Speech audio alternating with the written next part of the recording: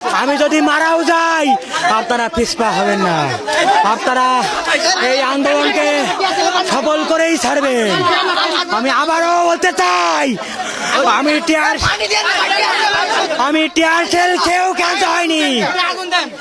আপনারা যারা সুস্থ আছেন আপনারা পিছপা হবেন না, আপনারা এই আন্দোলনকে সফল করুন। পাশাপাশি আমি সমগ্র বাংলাদেশ সকল আপামার জনতাকে অনুরোধ করব, আপনারা এখনো যারা আপনাদের সন্তানদেরকে ঘরে আটকে রেখেছেন আপনারা দয়া করে তাদেরকে ছেড়ে দিন, এই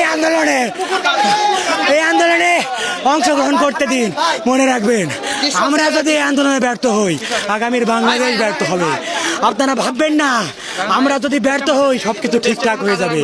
আমরা যদি আজ থেমে যাই, এই আন্দোলন যদি থেমে যায়, বাংলাদেশের স্বাধীনতা সার্বভৌমত্ব সবকিছু আমরা হারিয়ে ফেলবো। কাজেই আমাদের এখন আর কোনো দাবি নাই। আমাদের এক দফা এক দাবি নিয়ে সারা বাংলাদেশে যা হচ্ছে আমরাও তাই কর্মসূচি পালন করতেছি। এক দফা এক দাবি, প্রধানমন্ত্রীকে পদত্যাগ করা লাগবে। পদত্যাগ ছাড়া আমরা আর কোনো কিছু চাই না।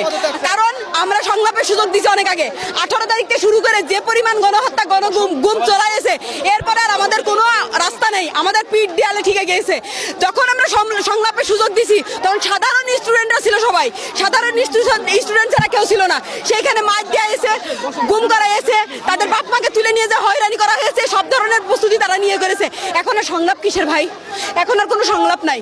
আমরা একটাই দাবি, একটাই সবার এক দফা একই দাবি, আপনি পদত্যাগ করেন। কারণ শেখ হাসিনার পদত্যাগ। আমাদের পুলিশ আমাদের উপরে সন্ত্রাস বাহিনী আমাদের গ্যাস ছড়ছে আমাদের চোখে, আমরা কোনো বিশৃঙ্খলা সৃষ্টি করে নাই। ওরা নিজেরাই আমাদের উপরে নিক্ষেপ করছে। পুলিশরা হিজলা আরে ছাত্রলীগ, আচ্ছা ভাই আমাদের উপরে ছাত্রলীগ, পুলিশ লীগ, যত লীগ আছে ভাই সম্পূর্ণ আমাদের উপর অত্যাচার করছে ভাই। বিনি কাজে আমাদের চোখে মুখে গ্যাস ছাড়ছে। আমাদের অবস্থা দেখেন কি হয়েছে। আমাদের 3-4টে ভাই আহত হয়েছে এবং তো হসপিটালও নিয়ে গেছে।